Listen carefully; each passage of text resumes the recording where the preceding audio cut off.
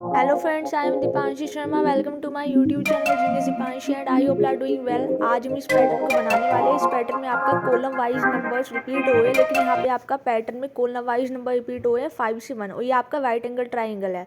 तो इस सिचुएशन को बनाने के लिए आप यूज़ करोगे नेस्टेड फॉर लूप, और यहाँ पे आपका जो आउटर लूप है वो आप स्टार्ट करोगे 5 से।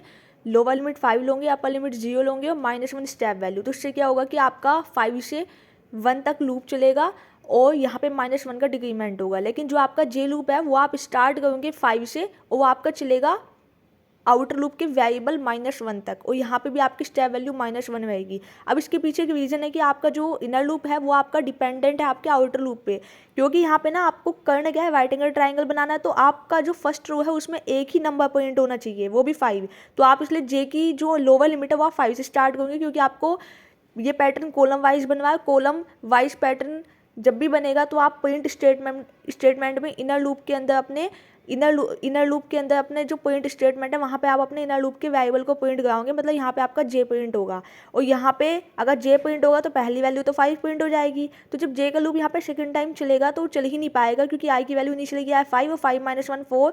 तो जब जे के लूप में आप 5 से -1 करके वैल्यू 4 करोगे और अपर लिमिट भी अगर 4 है तो लूप आपका स्टॉप हो जाएगा। तो आपकी फर्स्ट रो में एक ही नंबर प्रिंट होगा, डैट इज कोड 5। उसके बाद आपका आई की वैल्यू 5 से -1 होकर 4 हो जाएगी जब आई का लूप सेकंड टाइम चलेगा। लेकिन जो आपका जे का लूप है वो यहाँ पे आपका इनिशियली 5 रहेगी वैल्यू जे की, तो पहले तो 5 प्रिंट हो जाएगा सेकंड रो में। उसके बाद यहाँ पे जे का लूप कितने टाइम चलेगा, 2 टाइम सेकंड रो के लिए, क्योंकि आई की वैल्यू क्या है 4 और 4 - 1 यहाँ पे आएगा 3। तो यहाँ पे आपकी अपर लिमिट अगर 3 है तो आपका लूप चलेगा, फर्स्ट टाइम वैल्यू रहेगी जे की 5 और सेकंड टाइम जब जे का लूप चलेगा वैल्यू रहेगी 4। तो यहाँ पे 5 और 4 दो नंबर पॉइंट हो जाएंगे सेकंड रो में, और थर्ड टाइम लूप चल ही नहीं पाएगा, तो आपका इनर लूप से वो बाहर आ जाएगा। तो इस तरीके से आपका ये राइट एंगल ट्राइंगल डेवलप हो जाएगा। तो आई होप कि यू अंडरस्टैंड कि कैसे आपको इसका लॉजिक बनाना था। राइट एंगल ट्राइंगल में आपको नंबर्स प्रिंट कराने थे, और यहाँ पे आपका कॉलम वाइज पैटर्न बना था, तो इसलिए आपका यहाँ पे प्रिंट स्टेटमेंट में इनर लूप का वेरिएबल हमने प्रिंट किया है। अगर ये पैटर्न आपका रो वाइज होता तो उस केस में आप अपने आउटर लूप के वेरिएबल को प्रिंट कराते। तो अगर आपका पैटर्न कॉलम वाइज है तो इनर लूप का वेरिएबल प्रिंट होगा।